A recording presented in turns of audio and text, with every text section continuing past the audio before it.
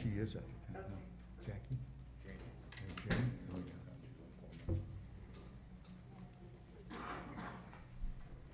Ready to go? Without her? Here she is. There she is. There she is.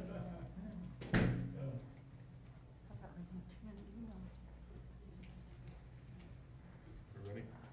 Okay. I call this meeting to order for the purpose of a special meeting to discuss the Oakdale Private School District number 25 roadmap. Okay. We will begin with a review of the district's roadmap, current information from the health department, and administrative recommendation represented by Dr. Howell. You're the first. So, Yes. who wants to go first? Okay, thank you, Mr. Chairman, board members. Today, we will spend a little bit of time reviewing with you from our administrators regarding the where we are currently, and then at the end, we'll have a recommendation for you to consider, along with the input of our patrons that are here today. So speaking today will be Mrs. Miner. She will review with you on behalf of Human Resources and Student Services, talk to you about current cases that we've been monitoring, following, and those that are active and so forth. She'll give you a comparison of other districts around us. And Mrs. Fisher will talk to you a little bit today about summarizing the concerns that we have received, that you've all read, numbers of emails both in favor and in opposition of returning full-time for our secondary learners. And she will also give you an overview of the meeting that was held yesterday on behalf of Southeast Idaho Public Health with the cooperation of Bingham Hospital as well as Portneuf. And I think some of that was reported yesterday, moving us into the moderate category. So she'll give you a summary of that meeting as well. And then Mrs. Pettit will talk to you specifically about some recommendations that we have in regard to how we might move forward if we continue in the hybrid model. And then I will summarize all of that and provide you a recommendation for your consideration. Also standing by are Ms. Wilkes, Mr. Miner, and Mrs. Craney, if you have specific questions for any of them and the responsibilities that they have within the district. So we will start with Mrs. Miner.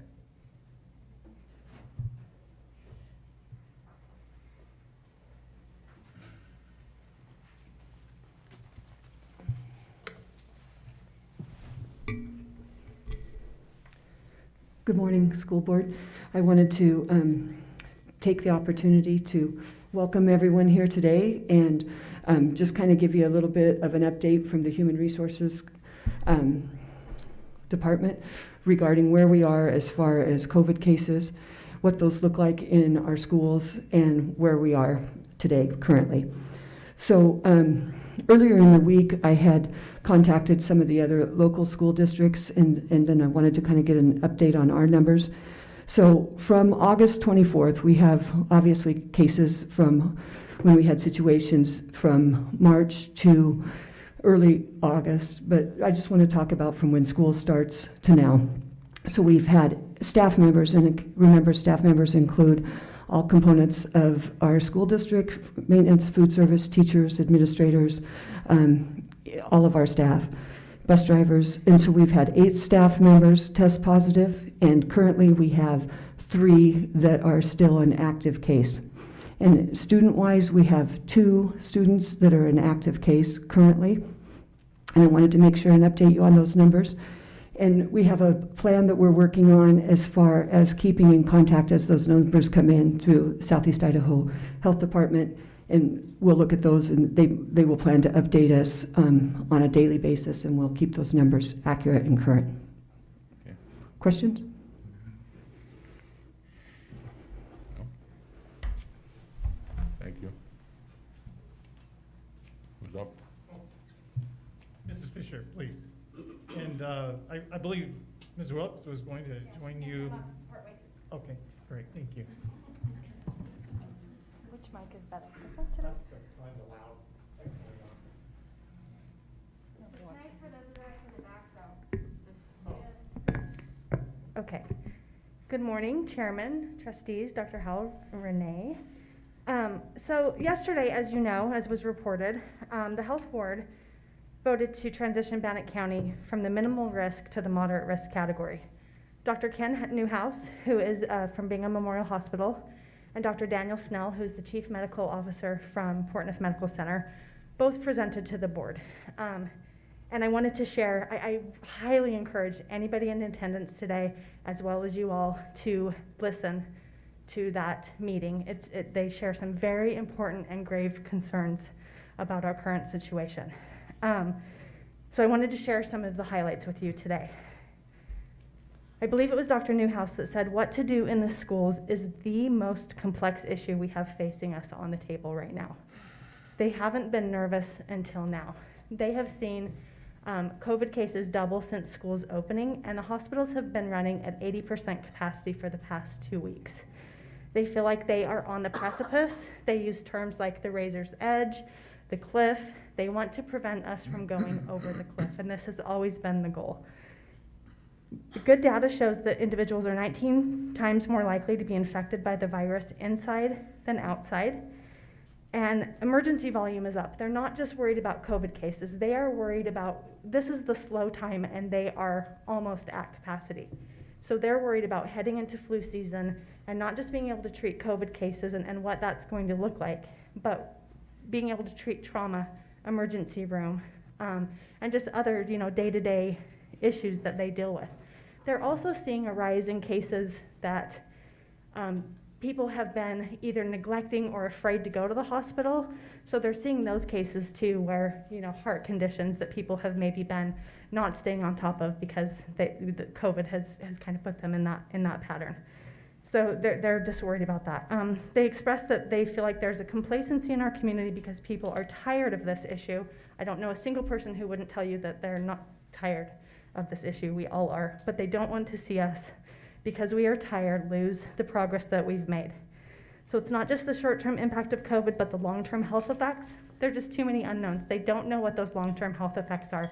There are long-term respiratory issues, there are long-term heart issues, and they just don't know what that picture looks like yet. The recommendation was to follow the plan. This is for the health board. Follow the health board's regional response plan until the end of the year, and then see what happens and see where we are and reevaluate that. Preventing the overload of our healthcare system is a heck of a lot easier, and this is a quote, than trying to recover from a healthcare system that is overloaded. And they're nervous that we're hitting the edge of that cliff and want to prevent it from toppling over. So just wanted to share that with you. And with that feedback, that moved several counties to raise their threat level from minimal to moderate, and even one into that higher risk category.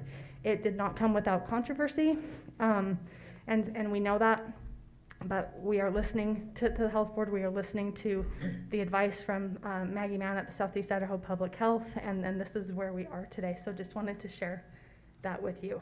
I also wanted to share some of the parent feedback. I thank everybody for being here today.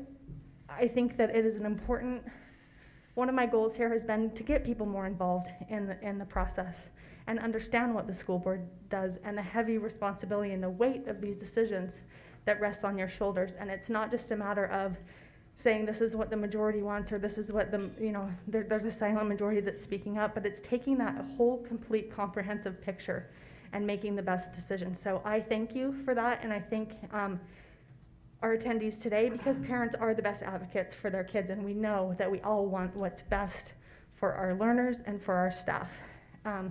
With that, I want to share with you, Mrs. Craner called me this morning and asked me to give a count on the number of emails.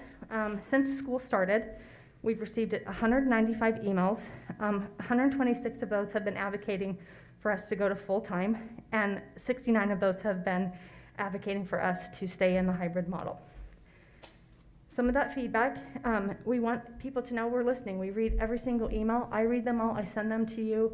Dr. Howell reads them. Our cabinet team reads them. We are listening. And there are many, many, many voices weighing in with very different opinions. Some of them. Our best chance for all is to stay open in the hybrid. Some want us to keep the mask mandate. Some want us to get rid of the mask mandate, or at least make the mask mandate a choice. Some think that hybrid is a good balance between safety and education. We've had comments that hybrid is brilliant, marvelous, wise, or it's ridiculous, stupid, and stressful. Some want to keep, I already said that, sorry. Parents want a choice. They think that we have the online learning program, so that's the choice. We simply just couldn't send everybody who wants to do the hybrid onto the online learning program. That's just not feasible. But parents want a choice and a say in what's happening. Some families with more than one children have mixed reviews in their household. Mine is one example. My 8th grader wants to go back to school full time. My high schooler loves hybrid and wants to stay in hybrid. We're hearing a lot of that. It's working better for some grades, and maybe that is curriculum related, content related. I'm not sure, but mixed reviews on some of these things. And some think that it's the best of both worlds and it's a balanced option. We've been talking a lot in our administrative meetings about silver linings. This is stressful for all, and we all try to keep an optimistic outlook. So what are some of the silver linings that we've seen? One parent said, it made me value education more and be a more involved parent because I have to be more on top of things. Teachers feel like they're developing deeper relationships by getting to spend more one-to-one time with their learners in these smaller classrooms on the hybrid day when they only have half of their classroom in attendance. There's enhanced communication between teachers and learners, and also teachers and parents. One elementary teacher wrote in and said, I have better communication. This has forced me to communicate better with my parents, and that is something that I will adopt and keep moving forward. That's a silver lining. We're preparing kids for the future. We've heard the opposite of that too, that we're not preparing kids for the future, but we're seeing these intangible skills that are needed to be successful as learners advance into higher education or other programs. Some of the chief concerns.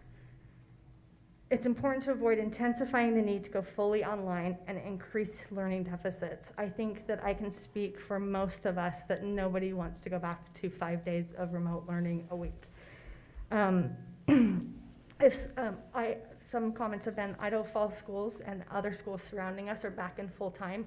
Why shouldn't we? Well, we've seen the headlines this week that some of those schools that went back to full time have either had to quarantine mass numbers of students, hundreds of students at a time, or as in Bonneville, District 93, they had to close the school down for 2 or 3 days this week because of this uptick in cases. We've also heard concerns about, is the curriculum rigorous enough? My learner isn't getting 5 days of complete instruction, and we need that. We've also heard concerns about an uptick in suicide, depression, and runaways. And so I invited Ms. Wilkes up here to talk about the social emotional component of this, because we are acutely aware of this is a need that we need to address. And a lot of this work happens behind the scenes. And so I wanted Ms. Wilkes to come up and share some of the things that are being done in that regard. So I understand the speculation of, the suicide, depression, and runaways. And I work with juvenile justice system and YDC and with Judge Murray. And the percentages are actually lower than where we were at last year. The cases are lower. So they've actually reached out and helped us with doing home visits, probation, and so forth to help us find some of those kids that need that extra support. And we have community resource workers that are doing those home visits as well and helping with the students beyond the classroom. We know that there's a high trauma associated to the pandemic that we've gone through. So we put on trainings with our teachers to incorporate social emotional learning into their curriculum. So we had that training at the beginning of the year. And a big component of that is just relationships. And our teachers have, stated over and over again that the relationships are stronger than ever because of the things that we're going through. And the opportunity with the smaller class sizes to build those relationships up. We do work with Children's Mental Health in the YES program. It's a wraparound services for families. We work with our community resources and counselors in identifying and going above and beyond with telehealth. We have currently 3 schools that have a counselor from Health West housed in those schools to help support that as well. So we're acutely aware that the kids are needing those services, and we're providing them in a vast variety of opportunities and ways. Our counselors reach out to students even if they're not in the building through online services. So they actually have a program that they have the students do and so forth on the curriculum with their Chromebooks and so forth. Again, nobody wants to go through a pandemic. Nobody wants to go through this. But we are working overtime and trying to support those students in every avenue that we can. Thank you, Tanya. So some of with this feedback, people are sharing ideas. We know that the hybrid model is not a perfect model, and that it works better for some learners and some families. So we are constantly working to identify those deficiencies and those gaps, whether it's a curriculum issue, whether it's a teacher issue, and working to identify how we can make this consistent across the district, because I think that's really important, and something that's been pointed out, that maybe it's not as consistent across district-wide as it needs to be, and we are evaluating and trying to identify ways that we can do that. And so another idea, move sixth grade to in-person 5 days a week. Many parents have expressed worry about younger sixth graders, age 11 or 12, staying home alone. Implementing new technology for synchronous learning. Teachers creating instructional videos, not just sending worksheets or other supplemental videos. Their kids are really eager to see their teachers' faces, and we think that's really important as well. And so making sure that we're pushing that message out from the district and into our classrooms. And I just have a few quotes I want to share with you. I have family in other states where they are either totally remote or hybrid learning, but there are no sports or activities. Thank you for finding balance for our children. As I visit with my learners, they are very honest. Almost all of them say that the hybrid schedule is difficult because they aren't motivated to work at home. This is something that can be addressed if teachers, parents, and learners work together. I think that's really important. Teachers are available to help and adjust pacing to support learning. And with that, if you have any questions for me, that's all I have.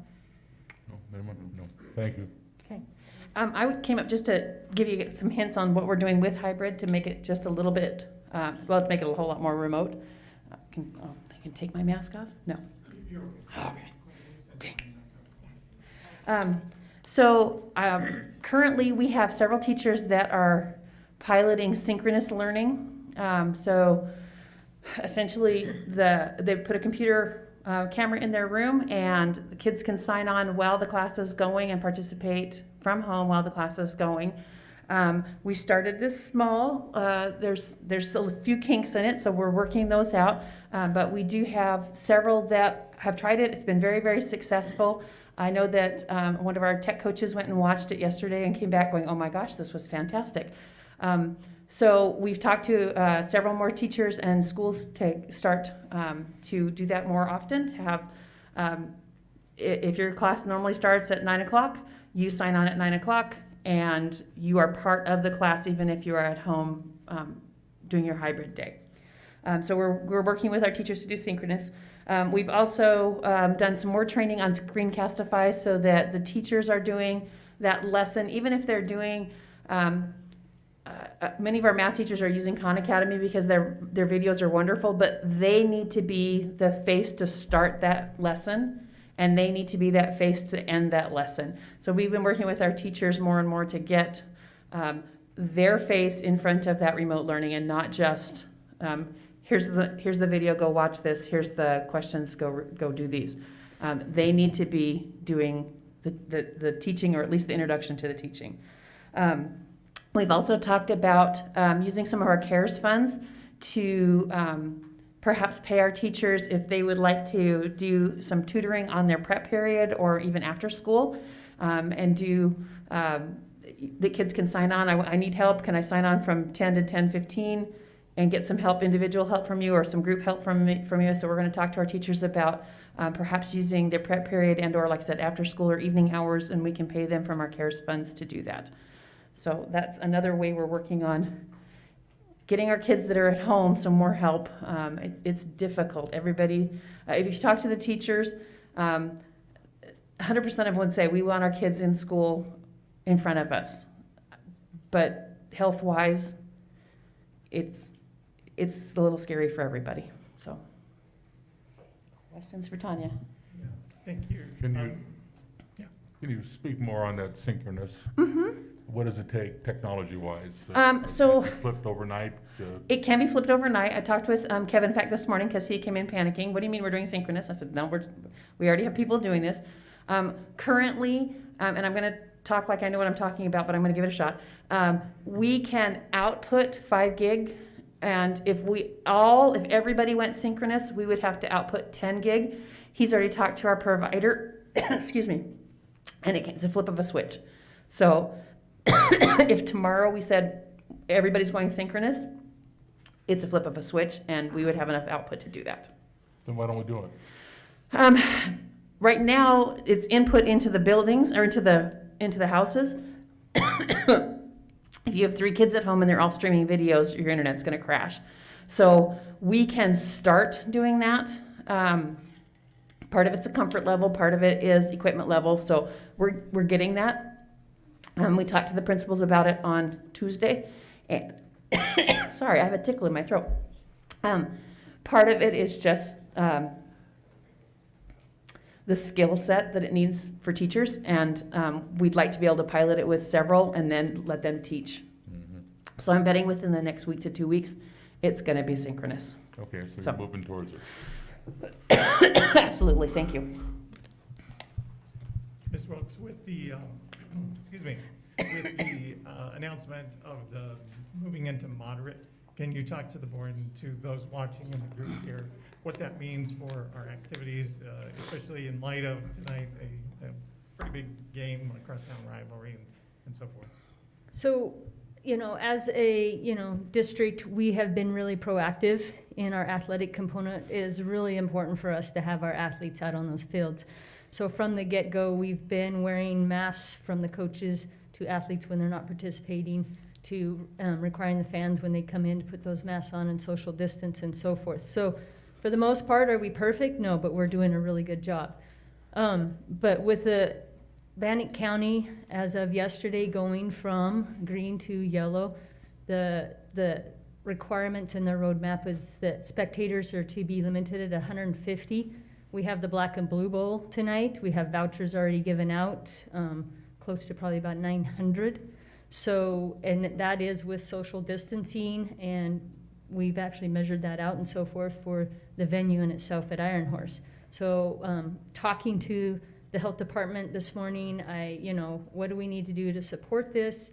Do we need to get the message out? And she said, is a mask requirement? I said, yes. Is there social distance requirement? I said, yes, we have markings.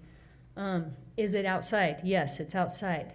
Then we've already discussed this right after the meeting when we turned the from green to yellow, that this would be an indoor 150 requirement venues. And so if it was indoor venues, so our volleyball games or tournaments or competitions that are indoors are limited to 150, not outdoor.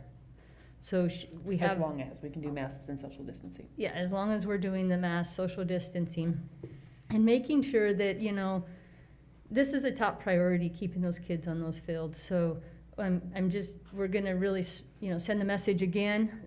For the most part, we're doing a really good job. Despite our personal opinions, we're doing it for our kids and we're keeping them on the field. So we do have their blessing for those requirements. Outdoors, mass, social distancing, it can be over 150. Okay, thank you. Questions?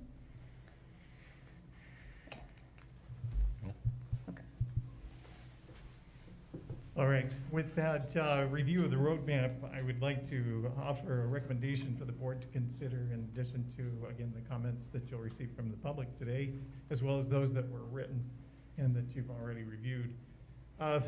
It boils down to kind of a question to me of the numbers. And the numbers are not necessarily high. And so we may hear some comment on that today, but we wanted to share that with you so you had some perspective. So with that, it goes to 2 questions. It's, do we resume a normal schedule for our secondary learners and bring them all back face to face?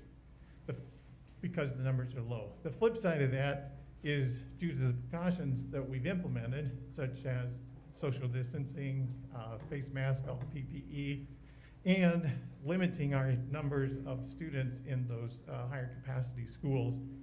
Is the hybrid helping keep the numbers down? So you could look at it from both sides. And what we are recommending is that based upon current conditions, what we'd ask the board to consider was 2 weeks and to take a look at the numbers after the Labor Day holiday and into that, up to 14 days, which is where we're at in the middle of that. We've seen those numbers rise to 170 plus, enough to warrant a move from our health department and the board to move that into moderate. So that's of concern for us, and we would ask the board to maintain the current schedule of hybrid for secondary students and face-to-face for our elementary learners. With that said, I know there are a number of concerns that have been shared with all of you, and you'll hear some today, I'm sure, in regard to the rigor of the hybrid model. And I take some of that responsibility, because if the rigor is not there, we need to do something to make it a little bit better. As we've gone through this with 2-week increments, I hesitate but wonder, did we send a strong enough message to our teachers to say, this is serious and we need you at 100% capacity every day, both online and in person. And actually it's 200%, because you're preparing 2 lessons for every day of the week, essentially. Well, the Monday, Tuesday, Thursday, Friday. And if we're just essentially having those touch points along the way, maybe it wasn't implemented with wholeheartedly, and so we've not taken it to the best of our professional abilities. And so I think too, with this recommendation, I would like to suggest to the board that we maintain this model through the trimester to give our teachers the opportunity to fully invest in what can be, and what Mrs. Pettit shared with you today are some continuations of improving what we're doing.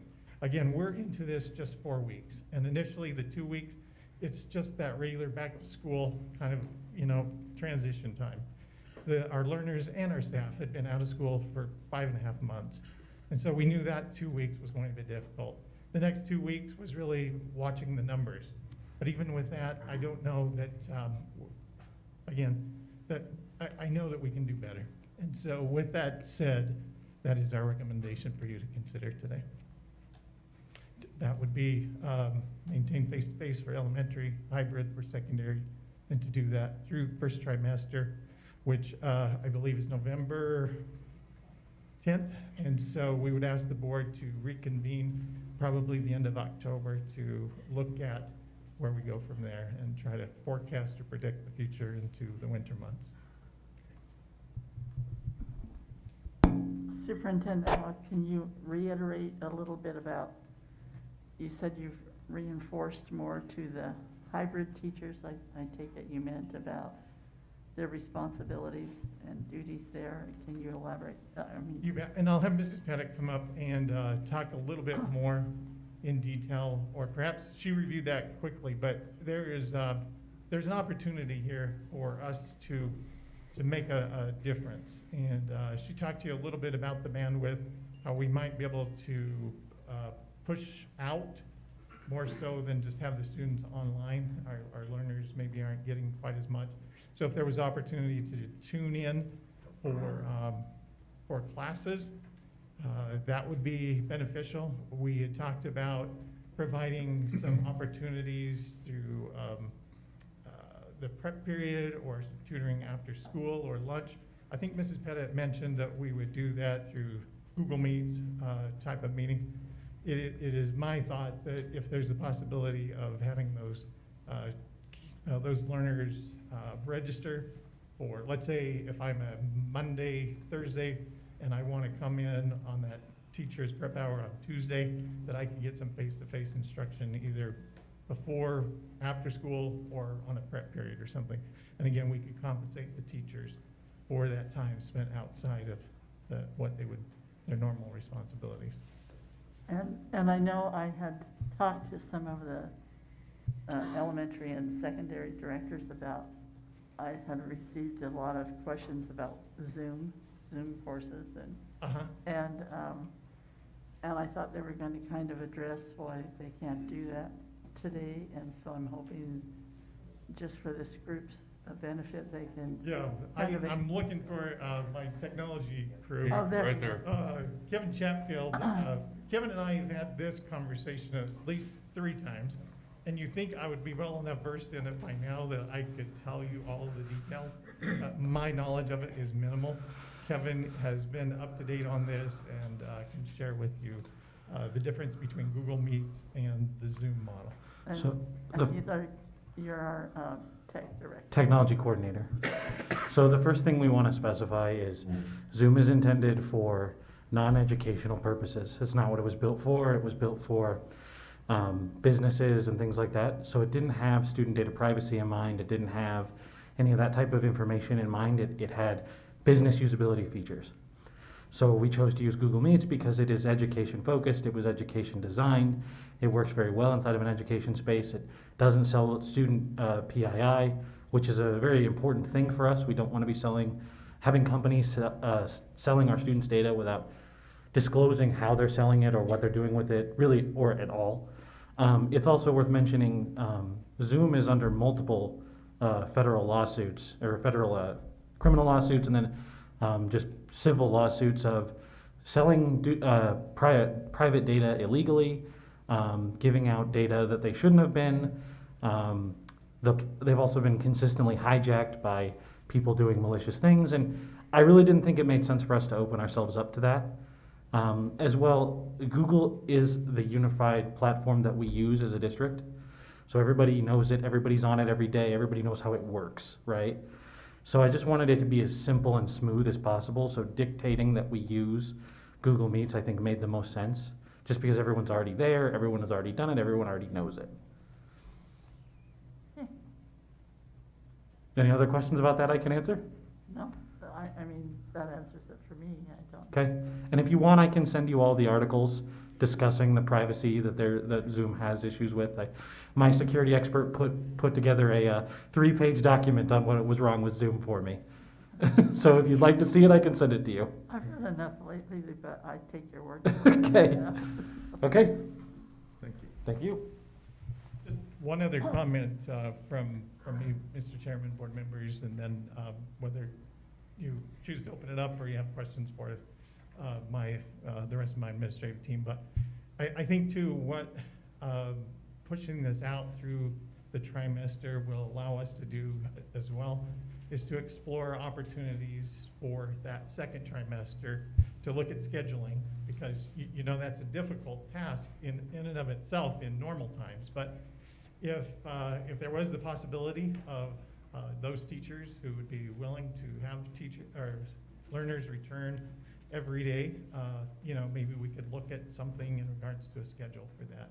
And I think that would give us time to fully develop it rather than try to put something together haphazardly. And when you're talking, you know, whether it's 850 students at Alameda Middle School or 1,600 at Highland High School, that would be no easy feat. But it is something that we could also explore during this time. You mean using one school to put them back? You know, that could even be a consideration.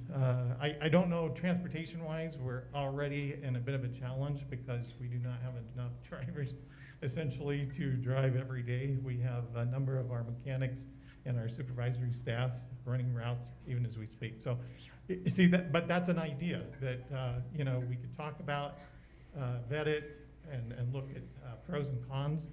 And whether it's a staggered schedule, could we return?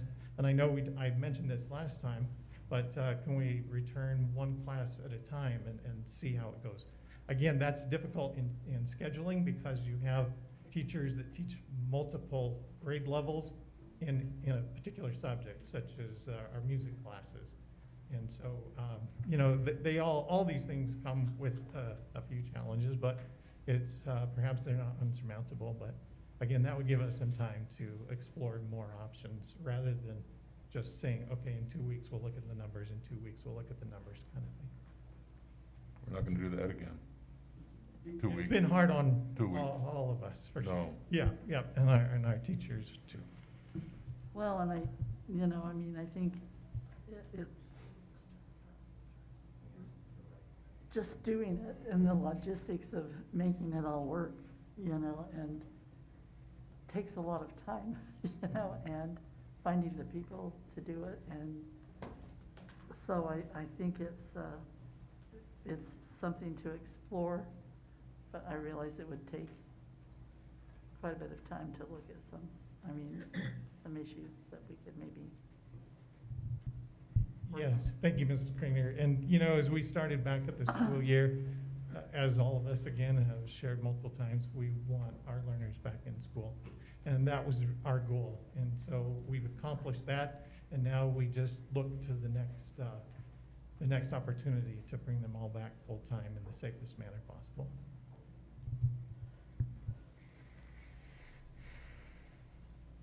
I don't know how to put it, but I don't know even what it's called, but I understand that half the students there at one time, that's great, that helps a bunch of people. But why can't we teach the A group on Monday and the B group online Monday, listening to the same thing? And that's Listening to the same thing. Right. Tuesdays. And that's what was flip it discussed today. now. With that, the bandwidth, we'll just have to prepare a Increase. different contract, amend the current contract so we can get And more that's- bandwidth and be able to push that out. And then those students who could not get online, let's say, for example, it's a class that we're going to meet at 9 o'clock. Some of the difficulty will be when our parents have multiple learners at home and their bandwidth may not be strong enough to pull it in, where we've updated ours to push it out. So even though they may not be able to log on at a specific time, at least their learner could log on at a different time because that lesson would be archived. And so that is something, and I think Ms. McGrory is working with Sue Pettit. This idea came up earlier in the week, and so that's why we started to explore it and how can we improve that delivery. Yep. And you think that could happen? I do, yes.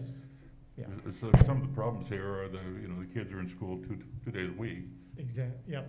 We And then it's 10, 15 minutes on their off day and they're not getting taught.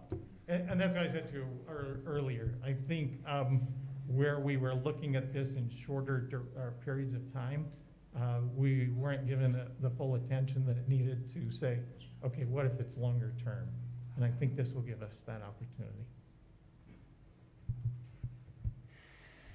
It sounds to me like if, once we decide where we're going, that this would enable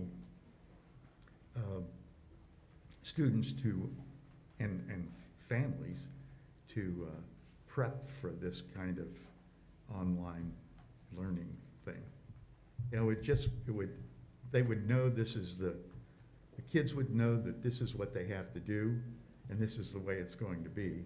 And so there's more impetus to adhere to that kind of regimen.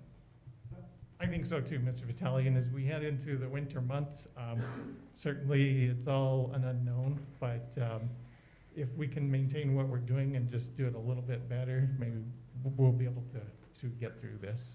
So that's what we have to share with you today and this group and those watching at home. Yeah. Janie, do you have any questions? Is she there? I'm here. I'm just thinking, I'm sitting down here in Salt Lake and saw today that the numbers are higher again today here, and know that some of that is coming from schools that tried to open too soon.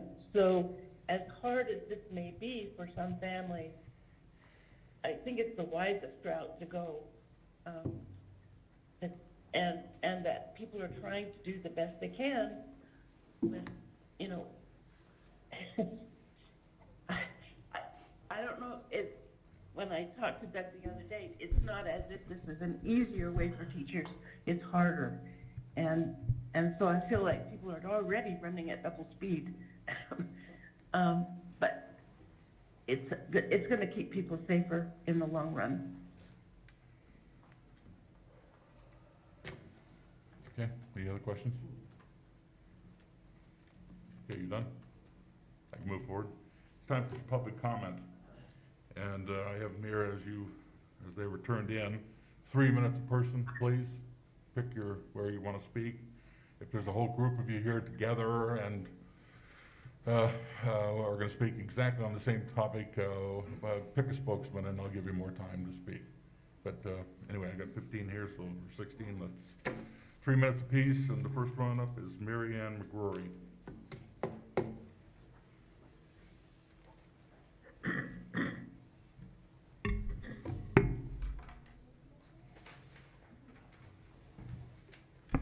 Board members, Dr. Howell, Ms. Johnson, and visitors, good morning.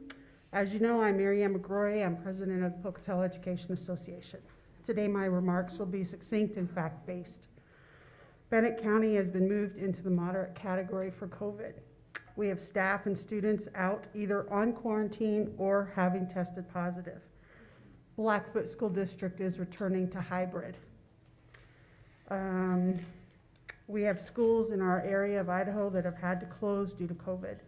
We have school districts that have over 100 to 150 students in quarantine. On Saturday, the emergency room at Portneuf Medical Center was diverting patients because they could no longer take any. I have a staff member whose father has double pneumonia and a suspected heart attack, who had to wait 5 hours in the emergency room because there were no beds available. He should be in ICU. He is not in ICU because there are no ICU beds available. We have children in the state of Idaho who are or have been hospitalized with multi-system inflammatory syndrome, a COVID-related syndrome.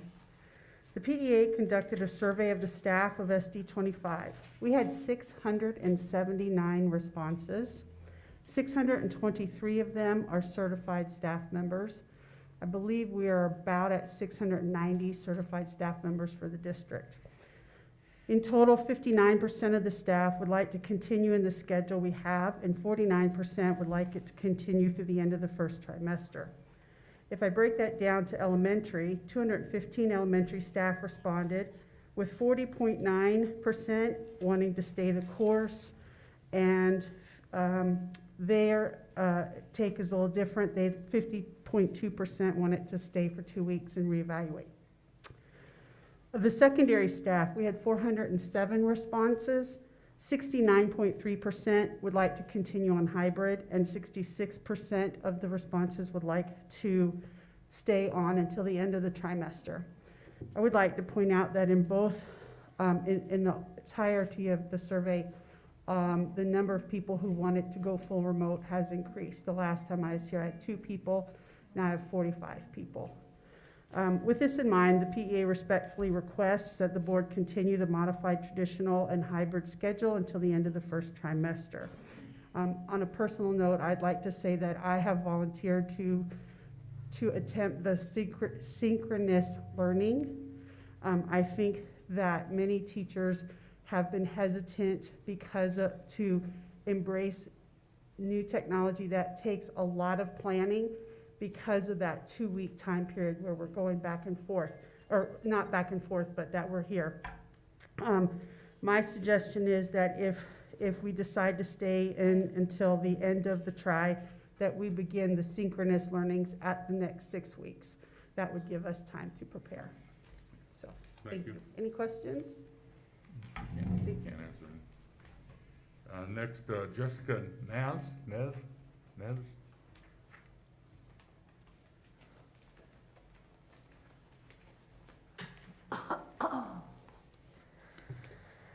I have 2 children with disabilities that attend elementary school, and I haven't heard a lot on the topic when we've discussed this, so I decided I'd share my thoughts. Our children are bright and love their school and their children and their teachers. I feel that I am very engaged and an involved parent, but my abilities only go so far. Our children have a wonderful, loving home to help them, but I also need the resources, skills, and education of our entire community to help them achieve their maximum potential. We have been blessed by a fabulous principal and staff, and they are vital in our children's lives. I wish that I could put into words the feelings and emotions I had last year as a mom trying to help my son online with autism, screaming at me and begging and crying to go back to school. When I couldn't adequately teach him something, he would resort to expressing those defeating thoughts that no parent wants to hear. Things like, I'm stupid, I can't do it, I'm not smart. This is not typically my child. He succeeds because those teaching him have the tools and training to help him. Our daughter with Down syndrome's education is not merely reading, writing, and math. She is there for the social learning that happens. She needs to know how to interact with peers, follow rules, and be able to work alone and in groups. She needs to learn by watching other children behave. School is not just about ABCs and 1, 2, 3s for any of our children. When she was born, I was given the greatest advice. I was told that in her life, she will not be given chances, jobs, because she has the best resume, the best qualifications, or gave the best interview. She will be given those opportunities because she has socially acceptable behavior. I can't teach her all those necessary skills in isolation. We have worked very hard as parents to make progress with our children, and to watch it crumble in front of our very eyes over the last 6 weeks is a devastation that many can't remotely understand. Without a community, schools, social interaction, gathering events, what will happen to all of our little children? Coronavirus is important, but it isn't the only important thing. Eventually, it will be another illness making the rounds, but my children will still need to be able to count, read, speak clearly, behave appropriately, be an upstanding member of our community, work, and all the other 100 things that will be expected of them. This formidable years will not be given back to them. Life cannot be put on hold and be expected to go back to normal for families like mine. My final questions that I have that I've repeatedly asked and no one seems to know the answer are, how far behind will be too far?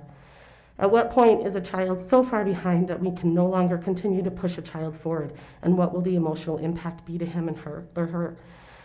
My family needs school to be open. We need our teachers and staff. I wish I could be as good as a mother that succeeded with online schooling, but I've recognized that I cannot be the mom, wife, full-time employee, the general ed teacher, the resource teacher, the speech therapist, the occupational therapist, the paraprofessional, just to name a few. Currently, those parents that need to put coronavirus above all other concerns have options. If you close school or have elementary go to a hybrid model, parents like us have no other options. You strip us of our choices to do the best for our children. Our children need their village of caring and loving adults. I need to know that my children are considered in your decisions, because every year of their it matters to their future.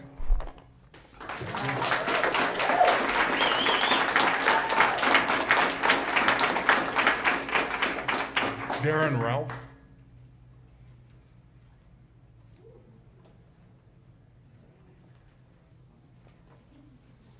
I'm Darren Ralphs. I'm gonna play what my wife wants to say to you guys. My name is Misty Ralphs, and I wanted to give you a little bit of background about myself so that you can understand where I'm coming from.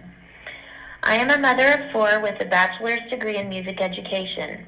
I have been an educator for 15 years, and teaching is truly my passion in life.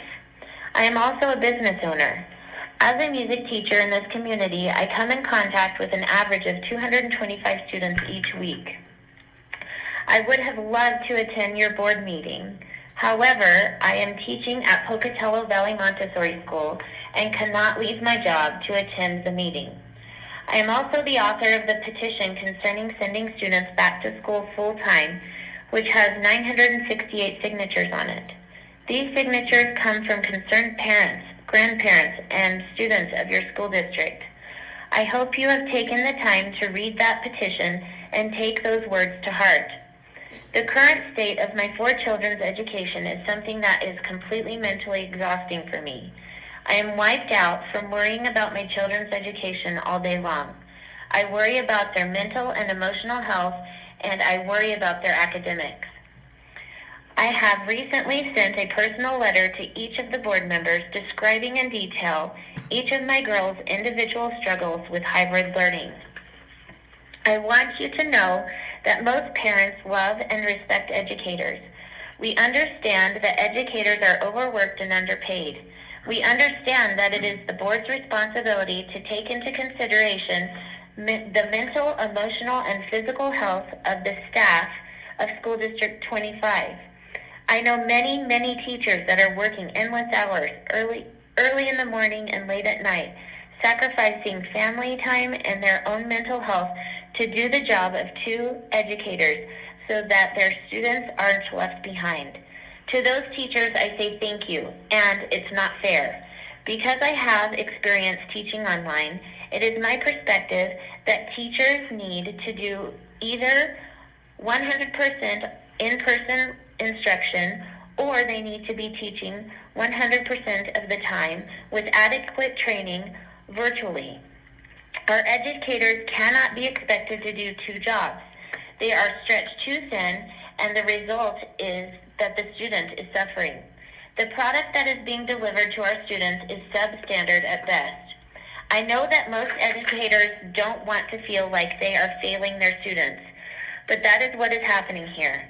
The education that my children are receiving is very low quality. I would expect that the priority of the school board is to the student first and to the teacher second. I have many family members working in the medical field. The focus of their jobs is first on the patient and then on the professional, not the other way around.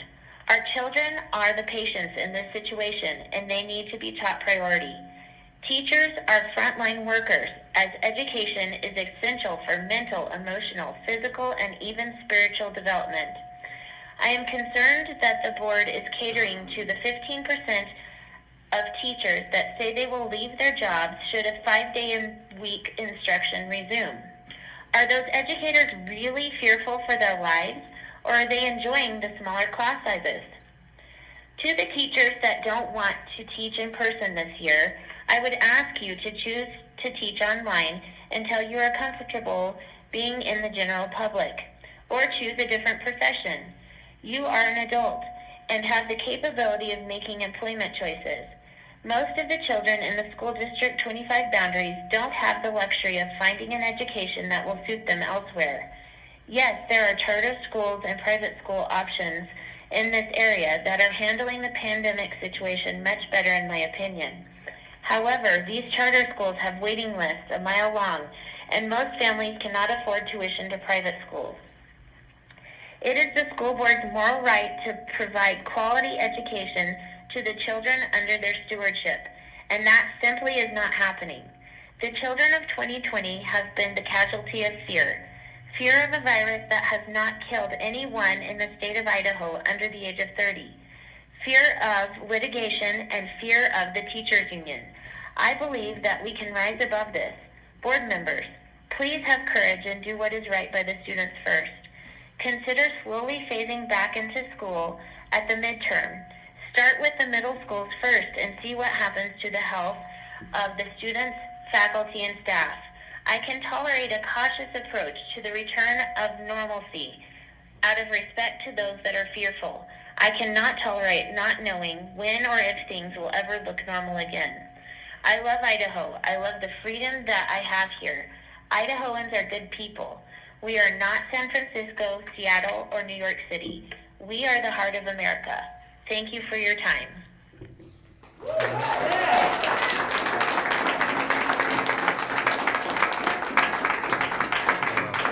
Kevin Remley? Remley? Yes. Okay. Thank you. Mhm. So a lot of people have been speaking on how they feel about what's going on, and to me, I believe public policy should be based on data. Unfortunately, I feel our health professionals in the area have been focusing too much on cases and not enough on the actual impacts of what COVID does to people's health. At this point in time, in Idaho, 53% of deaths are related to people in long-term care facilities and nursing homes. Nationwide, it's 40%. If you consider also the hospitalization rates within our own, the data that the Southeastern Idaho Public Health publishes, of those all that have been hospitalized, no one under the age of 19 has even been hospitalized for COVID-19. We heard earlier about the concerns of the hospitals in the area. They feel they're being overwhelmed. However, the data that's being reported shows that less than 2% of emergency department visits for COVID-like illnesses are for COVID-like illnesses. Less than 2% of people visiting the emergency department are for COVID-like illnesses. This is not what is overwhelming our system. As they stated earlier, people who feared to go to the hospitals to get their preventative care are the ones who are now returning and finally getting their issues resolved. Furthermore, comorbidities. The risks of COVID, significant health issues for people who contract COVID, for the general healthy people in our population is extremely low. If you are 65 years or younger and you are in relatively good health, your risk of dying of COVID is equal to your risk of dying in a car accident to and from work every day. Currently, when you compare COVID to other illnesses, illness is a part of life. We all take that risk of going out into the world contracting illnesses. But what's important to understand is what is the actual risk of serious harm if you contract that illness. Currently, the flu has an infection fatality rate of 0.1 to 0.2% annually. In a bad year, such as in 2018, the infection fatality rate was 0.3%. If you take data from CDC that has been presented that estimates the actual number of people infected, not confirmed cases, but the number of people who have been infected that didn't get tested, so therefore their positive test never shows up, but they have the antibodies to demonstrate that they were infected at some point. The current total number of infections is between 9 and 10 times higher than the cases that are being reported. Based on that, the infection fatality rate of COVID right now is a little bit over 0.3%, a little bit worse than a bad flu season. Take into consideration also that infection fatality rate for the flu includes having a vaccine, whereas COVID does not. The risks associated with COVID, especially for our younger populations, is almost non-existent. There is no reason to be stopping our kids and teachers who are healthy from participating in face in classes. The risks that are posed greatest for COVID are to those who are older, who have comorbidities, underlying health conditions such as the flu and pneumonia, and those who are in nursing homes. We ask that you take into consideration not just number of cases. Number of cases does not give the whole picture of the risks of COVID. We need to take into consideration the actual health risks to people in the future according to death rates and hospitalization rates due to COVID. Thank you.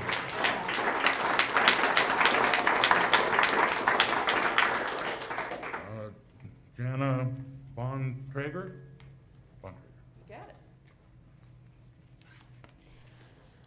Going to try not to repeat what's already been said, although it's been said very well so far. I want to address the comment that was made in the last meeting saying that we were complaining without giving suggestions. It's pretty insulting, seeing as how we've all come here on a Friday morning, twice now, some of us, to express concerns for our children. We're here to advocate for them, okay? So our complaints, our concerns are valid, and they should be listened to, I would hope. We have suggested going back to school. Suggestion number 1. Suggestion number 2 is give parents a choice. Let us either choose to send our kids back 5 days a week or go to full online. It could be easily done with the implementations that you guys are already putting in place. And I'm so happy to hear that the focus is on the education of the kids, not pandering to a handful of people who are frightened. If all assignments were turned in via online and you went to the synchronous broadcasts like you're talking about, I think it would be pretty seamless. And we understand if it would take some time to get that done, but we want it considered, please. We don't want you to walk in here, sit in your chairs, and already have your minds made up before the meeting ever begins. That's what I'm afraid is happening. As far as teachers are concerned, the contract for the 2020-2021 school year was drafted, agreed upon by the union, and signed by all teachers this summer. You have to apply by, you have to go by their contract, okay? You agreed to come to school, you agreed to teach, that's it, okay? If a teacher is concerned, I have been a teacher for many years. I understand the concern of being in school whenever there's an infectious disease going around, like every year. However, teachers can social distance in the classroom effectively. I've never been in a classroom where that's not possible. We're talking 6 feet here, not 10 yards, okay? They can sit at their desk, they can have their teaching area that is socially distanced from the students. And if the masks are working, then that's not even necessary, right? So I think the teachers could definitely come back to the classroom and be safe based on the statistics. That's another suggestion that I've just made. I hope that you're making the decision based on the students, not based on teachers. That's what you cited the last meeting that I was here 2 weeks ago. Concern for teachers. I like that it was mentioned that they're adults, they chose to be in this profession, and it's just part of it. Thank you.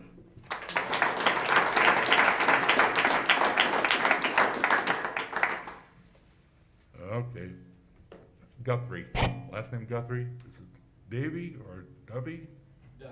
Doug. Well, there you go. My time to Jesse. Okay, there you go.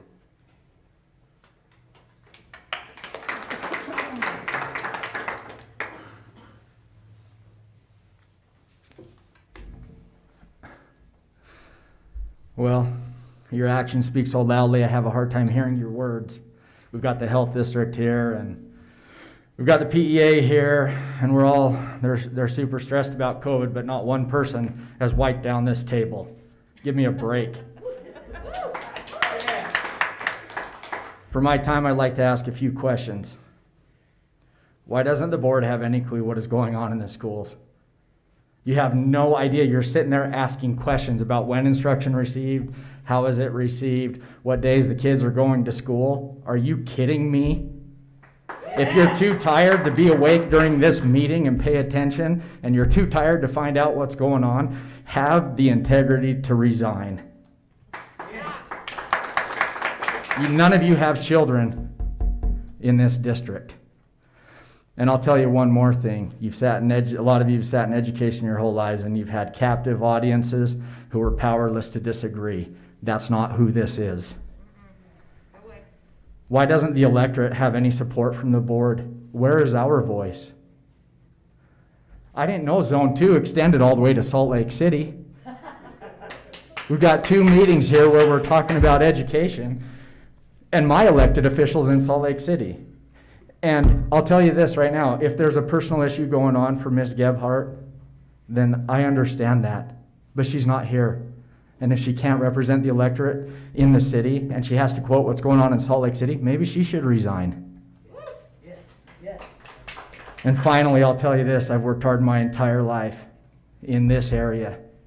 When I was 11 years old, I started moving pipe, and I moved pipe before school, I moved pipe after school.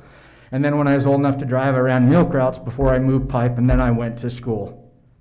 I don't care how late anybody works. Anything after 4 a.m., that's fair game. And that's not early, that's just work. And everybody in this town, I'll tell you this, when you're out running milk routes at 4 in the morning, and this town's getting up at 4, nobody cares how hard people have to work. If you can't do your job, you have the right to quit. And I'll tell you this, we've sat here and we've been voiceless, but not anymore.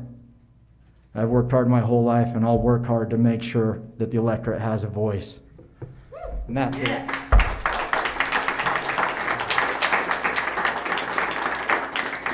Dallas, call. Dallas, call.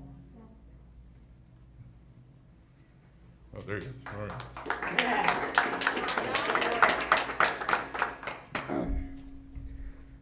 Sorry if I just read from here. I don't have it memorized.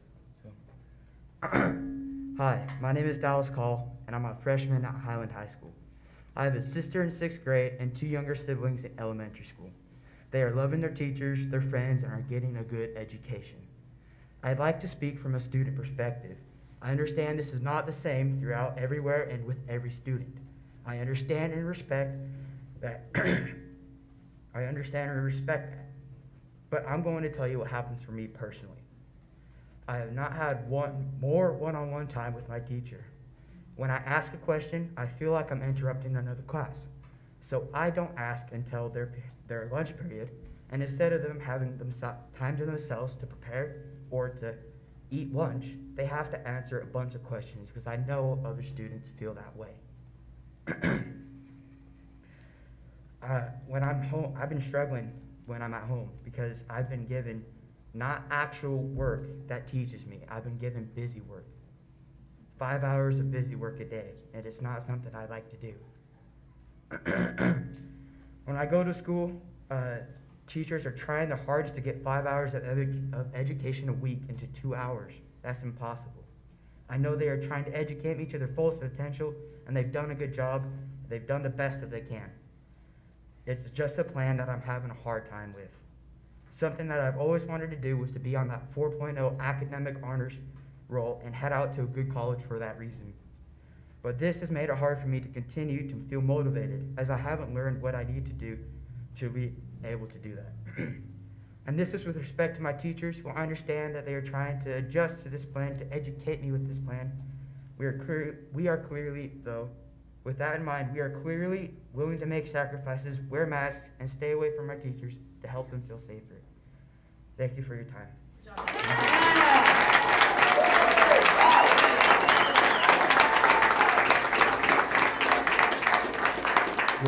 Holly Yunker? Yunker, correct? Yunker, Okay. yes. Good morning, board. My name is Holly Yunker, and I have 2 students here. We just moved here from California 30 days ago. My 2 girls, a sophomore at Highland and a 8th grader at Franklin, are on their 8th day of in-class education. That is not okay. I don't know you people, but I know that you were elected to work for our children. And I don't see any of you caring about what is going on with our children. All I heard last year and everyone here on news media was too much screen time for our kids. Too much screen time for our kids. Bad, bad, bad. And now you want to shove it down their throats. That is absurd. You are basing everything on fears, not facts. And I agree with what's been said. Those that want to teach, let them teach full time. And those little scaredy cats, let them be the online teachers. That's what they can be. They can be the online teachers. Now, I would respect and hope that you would have the respect for what that young man just said, and that you would care and you would get our children back to school. I know we don't pay you as parents enough, and you guys are getting paid by somebody. I just wish that you would listen to our children. That's all I got.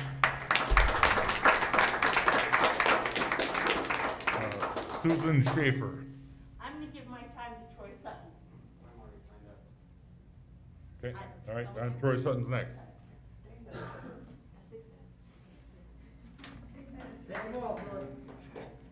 Can I take a few minutes and then give a few minutes to Keely Marshall? Work? Okay. I just want to address a few concerns that have already been brought up. One thing with the Southeast Idaho Health Department, I think it's very important that we recognize the statement and the recommendation that came out from the American Association of Pediatricians. That was August 19th, and it says, I quote, AAP strongly advocates that all policy considerations for the coming school year should start with the goal of having students physically in school. That should be the plan coming from the experts of the pediatricians. We can't just look at the health from overall everything when we're the school board. This applies to the students and teachers and education of the experts of pediatricians. We need to rely on that. That should be the goal full time and then other accommodations should be made for those who need it. We do know that COVID, it's always going to be here. Probably for the next 20 years, 50 years, we're not going to be able to get away from that. Another concern is that teachers being afraid to work. I contacted Marsh Valley, American Falls, and Snake River because they've been going full time. And I asked them how many teachers, because of their fear, are not coming to work. Of all of them, 0. The teachers are not afraid to work in those school districts. I would ask in our district, we've got all our elementary teachers going full time. Do you know how many of our full-time elementary teachers are not coming to work? It's not a discussion. Okay. So if all of our elementary teachers are coming to work, all of the surrounding districts are full-time, they're coming to work. What's the problem with our other teachers? Why are they so scared? It doesn't make any sense to me. I made my own survey and produced it online and had almost 800 responses. And I said a quote, "It's noted that our classrooms don't have sufficient space for the students to attend and properly maintain social distancing guidelines. With that knowledge, would you support attending 5 days a week, even though you couldn't follow the guidelines?" Almost 80% were in favor of that. So we can acknowledge that, yes, it is a fear, but yes, still 80% want to take that risk on and attend.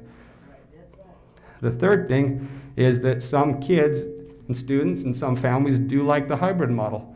There was a lot more that actually were in support of that than I thought.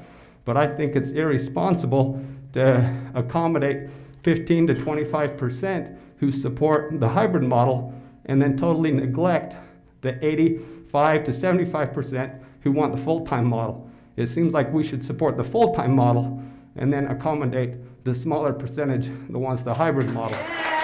Okay. So those are the three things. COVID is always going to be here. Teachers are always going to be afraid, and there's always going to be kids who support the hybrid model. So if that's the case, we're going to be in hybrid model forever, till the end of time. The thing that's most important that's being overlooked and has been touched on is students are being neglected. We can't overlook that. It's reckless to not have a full-time option. In my survey that I conducted, 90% of the elementary age kids or students of who the people responded, 90% want full-time for elementary. For middle school, 75% want full-time. For the high school, 72% want full-time. So from those 800 responses that I got, it's overwhelming that the majority want a full-time option. So if you want to have a hybrid option, one proposal would be have Monday through Thursday the full-time option, 4 days a week. Have Friday a virtual or an in-class tutor session or something, so the full-time's option available. And if people are concerned and want to do a hybrid option, they can choose 2 of those 4 days to attend. There you accommodate a full-time option for all those who want it, and for those who want to support and hybrid's doing good, they can attend 2 of those 4 days. It would still keep a little bit smaller classroom size. Full-time option would be available. There would be all of these opportunities for online and these other things, but you've got to have a full-time option available, or else you're neglecting the majority of the people who elected you into office. Keely Marshall.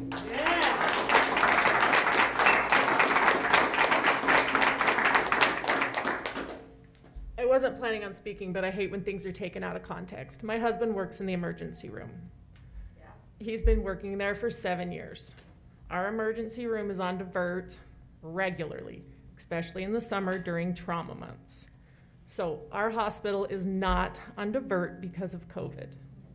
Our hospital is on divert this weekend because we don't have enough nurses hired. The beds aren't full. It's because we don't have enough nurses hired to take care of the people coming in. But this is not a COVID problem. This is a problem that goes on all the time. And one other thing I want to say is, I'm shaking, holy crap, I'm usually not nervous. When I talked to the middle school teachers, when this was all starting at registration, they told me that Wednesdays would be like college, like office hours, so that my kids could contact the teachers. if they had questions. I was told that there was going to be video, that my kids were going to be taught with video. And like other parents have said, my daughter's in honors math right now at Century. She's been stressed about failing tests. She's not getting the instruction she needs, and I cannot help her. Her teacher's wonderful. Her teacher's trying. It's not working. I have another friend whose kid goes to Century.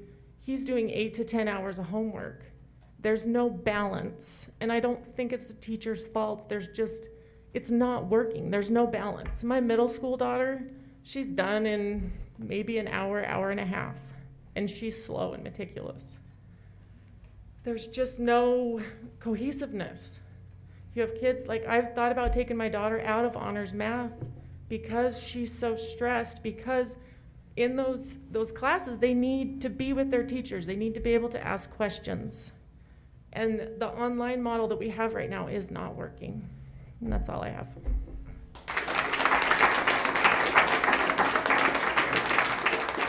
Jordan Bergendorf? Bergendorf. Bergendorf. Thank you. Jordan? Jordan, thank you. I have 2 children who are in elementary school, and I came to let my voice be heard for them. But as I sit here, excuse me, I feel that this is so much bigger than just them. It's so important. Our children's education, they're our future, and they are going to be our leaders. They're going to be the people who are working in the emergency rooms, helping us when we have an emergency. And we're setting that foundation for them right now.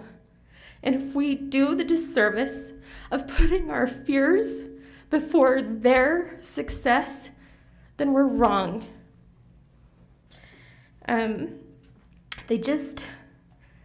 It's our responsibility to fight for them, not just as parents, but as teachers and as the school board.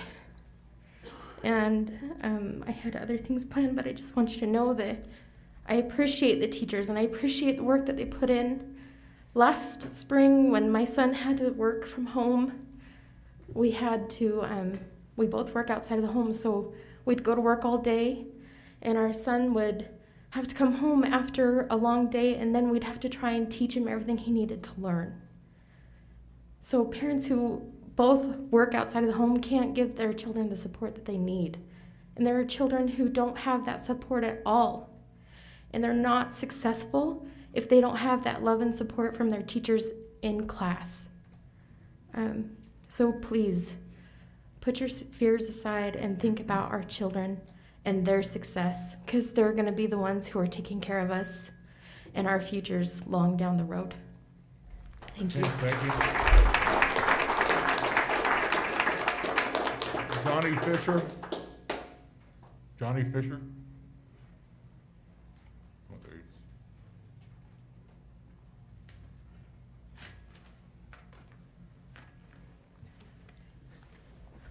is. Well, this is fun. Before I start, I want to say thank you to our teachers and our students. I think they're doing the best that they can. And as I share my opinions, I want to make sure that that support doesn't get lost. School board, I ask you the question, what are you waiting for? Are you waiting for there to be 0 deaths for anyone under 30 in our state? If you are, we're already there. Let's open back up. Are you waiting for a high survival rate, anyone under 60? If you are, that rate is 99.92%. Let's open back up. Or maybe you're looking for anybody under 70. That survival rate is 99.76%. Let's open back up. Or maybe it's 80. Let's look at anybody under 80. I think that would cover everybody in our workforce. Faculty, students, staff, parents, groundskeepers, anyone attending the games, random passerbys. That rate is 99.5%. Let's open back up. Are you waiting for there to be a low test positivity rate? Because yesterday we just reached our lowest since June. This is a measure that demonstrates the control over the spread of the coronavirus. So if you are, We're there. Let's open back up. Are you waiting for hospital beds to become available? Or maybe ICU beds? Or perhaps ventilators? As Keely has spoken, if you're waiting for that, we're already there. Let's open back up. Are you waiting for a doctor's recommendation? Here's one from two docs from Stanford University's Hoover Institution, Dr. Scott Atlas and Paul Peterson. And I quote, they said, social distancing plans for schools borders on the absurd. Social distancing and face coverings for children are completely unnecessary. Never have schools subjected children to such an unhealthy, uncomfortable, and anti-educational environment. So science cannot precisely define the total harm it will cause. I would agree plans we've made border on the absurd. Plans that send our kids on separate days to limit cross-contamination, while realizing their same A-day students play football with their B-day teammates.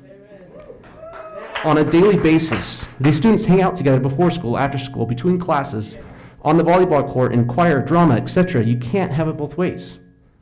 If this is truly a scare, should we not be taking the most extreme measures? Are the measures we've taken actually doing good, or are they just merely helping us feel good? To help those who are scared justify the convenience of it all. Are you waiting for a recommendation for the CDC? If you are, let's open back up. And in fact, let me read that recommendation from the CDC, and I quote, as families and policymakers make decisions about their children returning to school, it is important to consider the full spectrum of benefits and risks of both in-person and virtual learning options. The best available evidence indicates if children become infected, they are far less likely to suffer severe symptoms. Death rates and the risk to contract COVID-19 are much lower in children than among adults.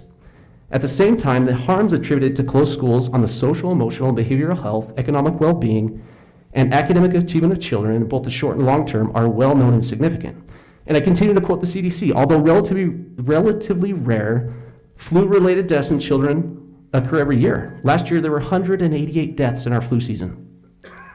So far in this pandemic, deaths of children from COVID are less than in each of the last 5 flu seasons. That is a quote from the CDC.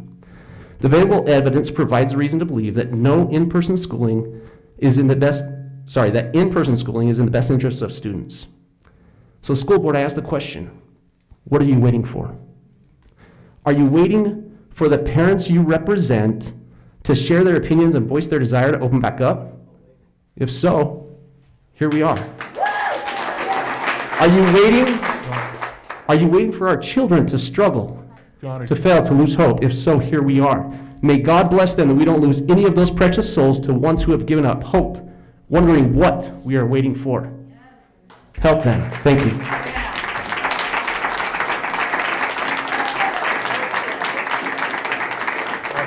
Bethany Coffin. Bethany Coffin.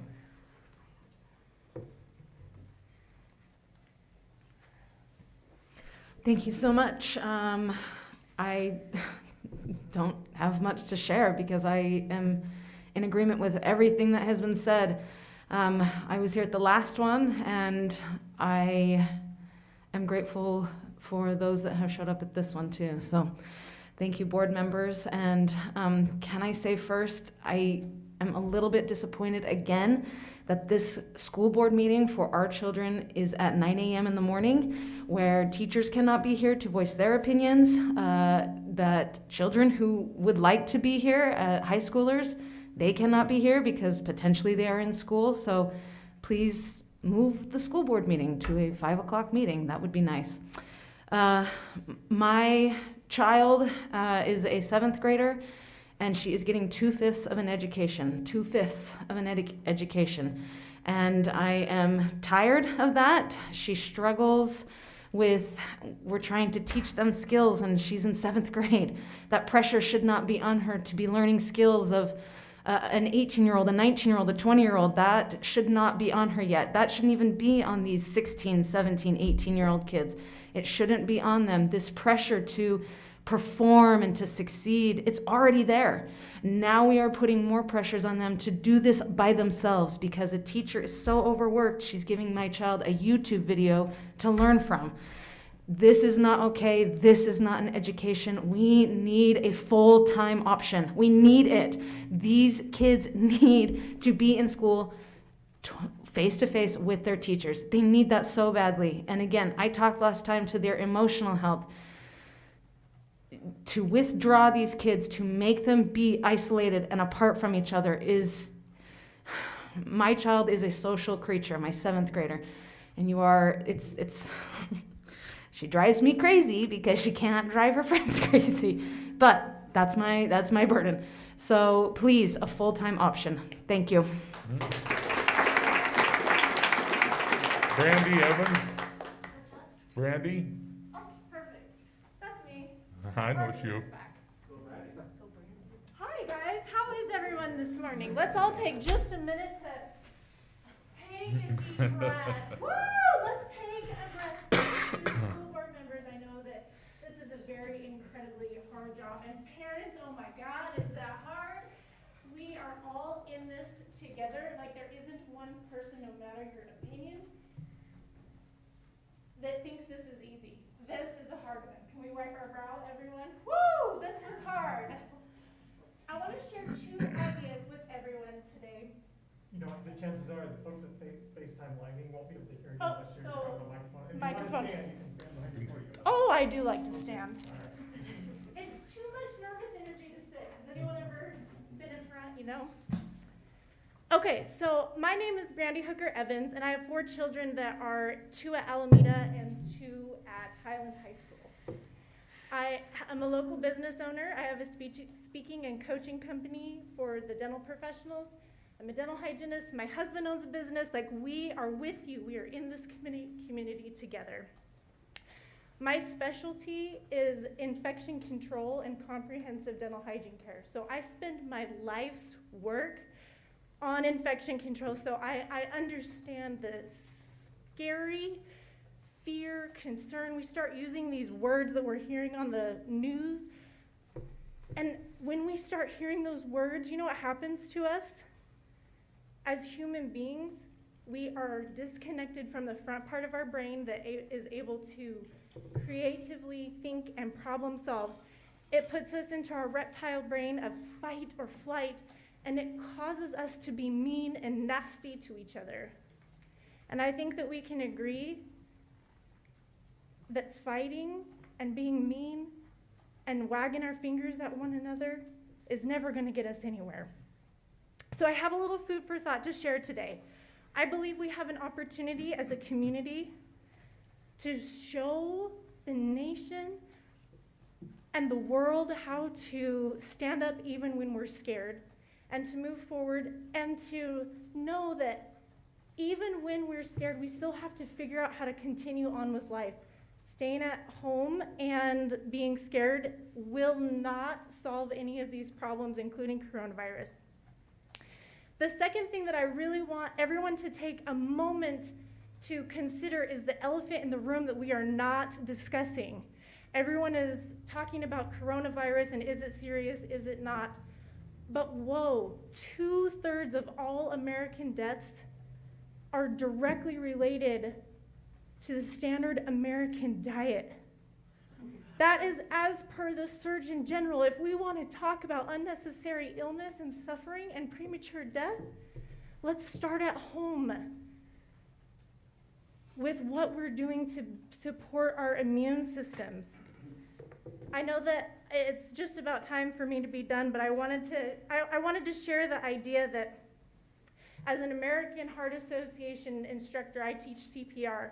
I get to know that 17 million people in the world die every single year of cardiovascular disease. 17 million. That means that every single human that lives in Idaho times 9.5 dies of heart disease. So yes, let's work on coronavirus, but we could charge the nation and the world in a conversation about how to support our immune systems so that unnecessary death and suffering and illness, the thing that we're worried about here the most today, isn't grappling our society every single year, not just coronavirus. So thank you. Please consider my thoughts. I would like to be very clear that my vote is to go to school full time without masks, but just go home with the idea that maybe instead of focusing on coronavirus, we could talk about how to support our immune systems with things that work in preventing disease. Thank you so much. Ella Bundy?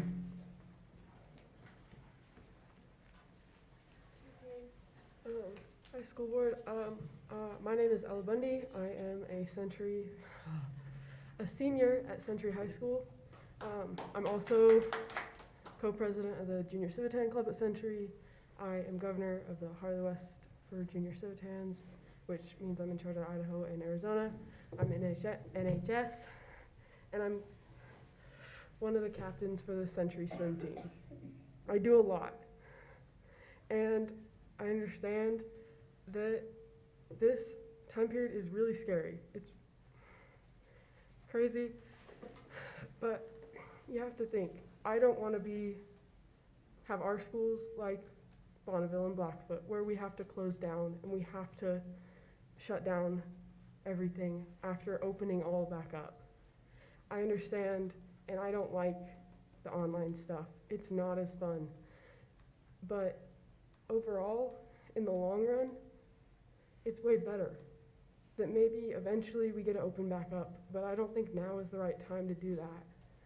And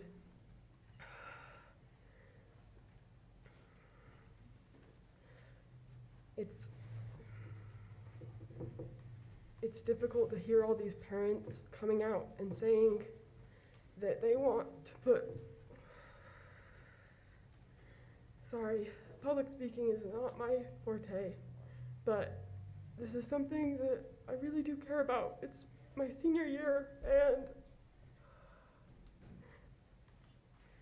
this definitely isn't how I wanted it to go, but I'm still getting to see my friends in person 2 days a week, which is better than being online every day a week, which, like Bonneville, that they opened back up, and then now they're having problems and they're having to go back online. That would suck, to be honest. Online in the spring was not fun. And this hybrid stuff isn't fun, but it definitely is better than all online. And so to all the parents that don't want their kids in hybrid and want to be in person 5 days a week, please think that if we're in person 5 days a week now, that maybe in 2 or 3 weeks we won't be. That you pushed for 2 or 3 weeks of in-person school, when then we'll be online for a lot longer. And it is difficult to have that. And I know a lot of the people that you heard from today support going to in-person 5 days a week, but please know this, I do not. I think it's not a good idea, and as a student, I really do appreciate that you guys are pushing for our safety and our well-being, so thank you. I really hope you guys choose to stay with hybrid, so that's what I'm doing. Thank you. That was great, good job. Yeah. Thank you. Yeah, good job. Okay, anything more? Discussions? Okay, we will now consider taking action on Pocatello School District number 25 instructional roadmap. Is there a motion? I do have a question. Okay, you want to discuss? Okay. Okay, I'd like to discuss Superintendent Howell. I'm wondering, I'm thinking of looking at some options, you know, and I know you talked about this synergize. I don't know exactly what it is. Doing that, you know, getting that ready to do online, or what is it? What did you call it? Synchronous. Synchronous versus asynchronous. Okay. So synchronous would be a combination of those at home could also join in remotely, potentially. Okay, right. And, but you don't think that could be ready till is that correct? No, that one I think we could implement sooner than the trimester. I was just saying, as far as trying to look or explore some options to bring other students back in kind of a staggered schedule or something, that would take us more time. But the synchronous learning for those that are home on the off days, are not there face-to-face, they would be able to, I think we could do that. Okay. Probably within a couple weeks. As Ms. McGorry mentioned, we may need a little bit of time to put all that together. I'm sure Mr. Chatfield that you met with earlier, he would say we would have to, do what we can logistically to make that happen. And then, I mean, I'm thinking around the idea, they're in class 2 days a week. Is it possible to have them in 3 at least, where, say on Wednesdays, they could half come in the morning, half come in the afternoon, or look at some things like that, if we...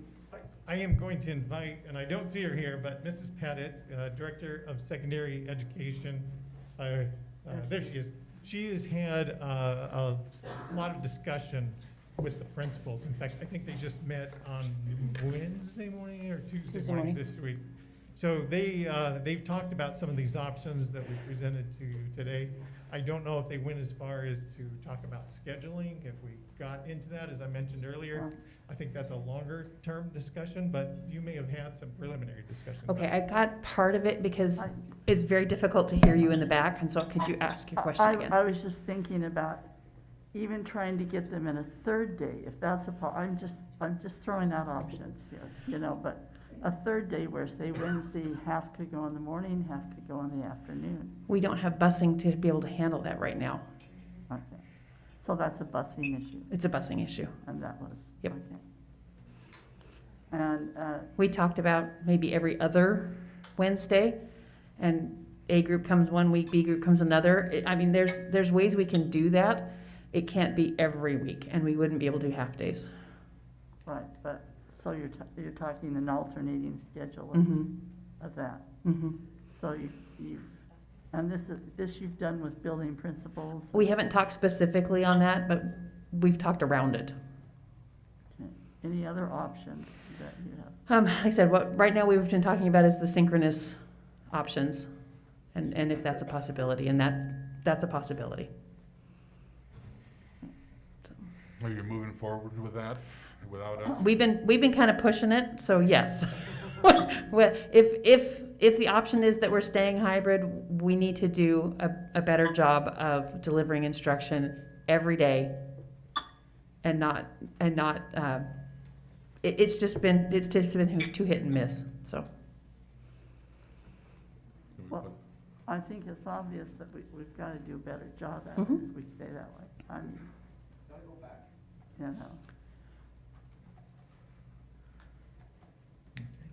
Include that in your motion?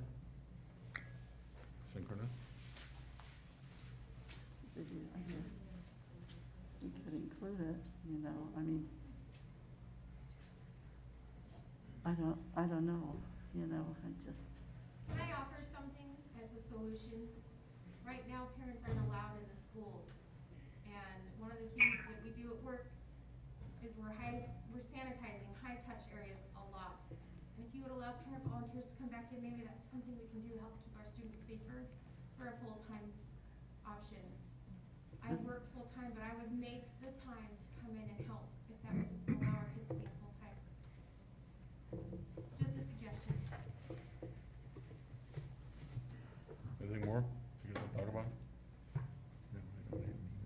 You want to make the motion? I don't know how I'm feeling right now, Russ. Oh, I don't know. You guys speak to the microphone? Okay, yep.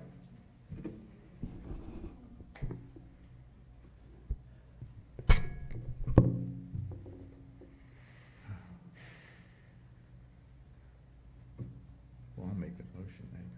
So I move that we remain modified traditional instruction for the elementary and hybrid for the secondary. Through the trimester. Through the trimester. Do you want to adding the synchronous, or is that? And that we work on, that we develop that and put that into play as soon as possible. Nobody's listening.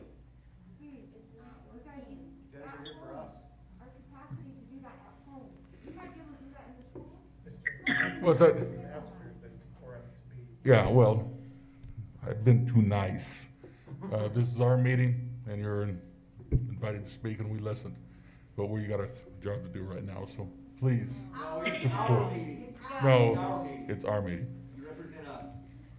Supposed to. Well, there's the motion now. Okay. Well, can I just make, Sure.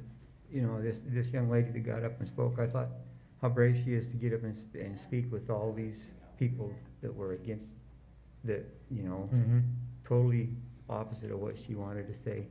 Bless her heart. And I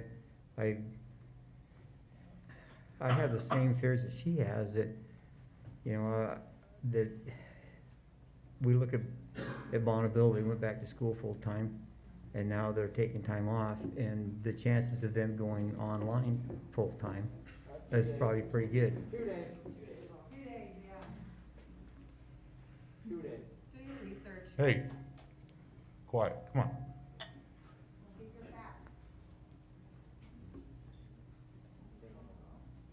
Go ahead, Jim.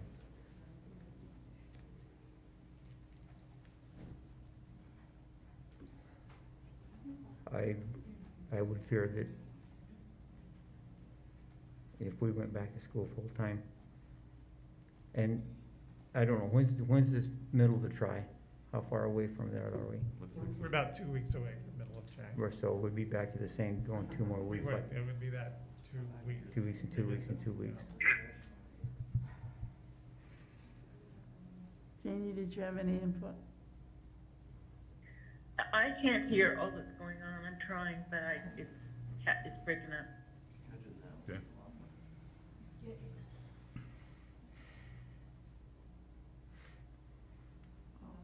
Okay, do you understand the motion?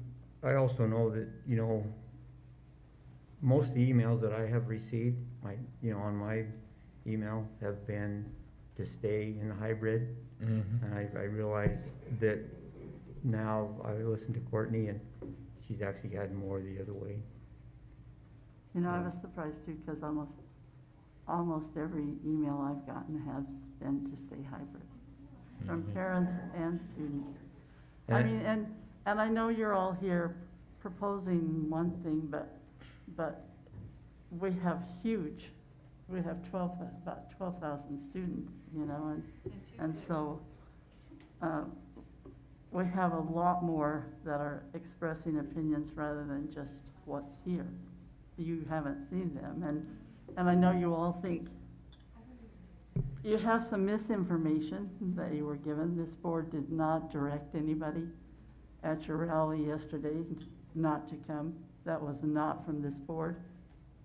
You know, that maybe Superintendent Howell could give you the truth about what happened with that, but it was not from this board. Mrs. Kramer, may I just interject? I think the organizers of that event have had contact with the district, and between the two, we've been able to work clear that that all out. Yes, You know, but I just. I can't quite hear you, Jack, but I think you're talking about the rally. I am the organizer. Would you like Right. to speak on that? I had heard from other people about how the board was blamed for, that we told coaches and students that they could not attend your rally. I'm just setting the record straight. That was not true. This board didn't. Records are gonna set straight. Yes. Okay, I appreciate that. But, so, I was surprised by Courtney's thing too, because most of the ones I have received in the last 2 days have all been to stay hybrid.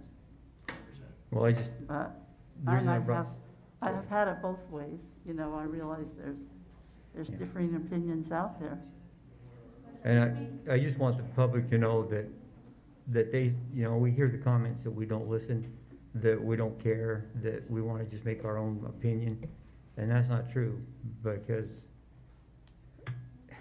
you know, sitting down and reading emails for 2 hours is not my favorite thing to do, but we do read the emails, we do listen, and we do have public comment, and we do have public comment both directions, and we have a lot of public comment both directions, and it's it's not easy to make a decision, because no matter what we decide, I can guarantee you, there are gonna be people that are gonna be mad about it and upset about it, and Well, and I think, to me, it's upsetting, and when I hear that a lot of this isn't working, you know, that the online instruction isn't, for some it's great, for others it's really awful. You know, for their kids it's really awful. I hear both things, and I think it's probably true, and that's what we've asked the administration to address and to try and fix that so that it can become better and more effective. I think they've been working really hard to try and find ways to do that, you know? And, I think so too. This is Janie, and I think one of the things we have to consider in all of this is while there are people who really want to go back, there are many who have told us, as you have said, I've been reading all the emails too. Most of my emails say, you know, it may not be the best, but the hybrid is working. And so I think we have to keep people safe. and I worry like this young gal who spoke at the last. Hello. You know, that I don't want to go back into full-time and then have to close up to online all again. I don't want that for kids, you know, and I think they're fearful of that, and to them, this is better than nothing, and if we could even get it to 3 days on and off, or even start increasing it, and making our online instruction way better than what it's been, you know, and making teachers, you know, all teachers kind of do that. And I know they're working hard, you know, but there's still more that we've got to do, you know, but I don't know. So I guess I will second your motion, Mr. Vitale. Okay. And we just had the discussion. All those in favor say aye. Aye. Aye. Aye. Aye. All those opposed? There's not opposed. I declare, this motion is passed. I would entertain a motion to adjourn. Is there a motion?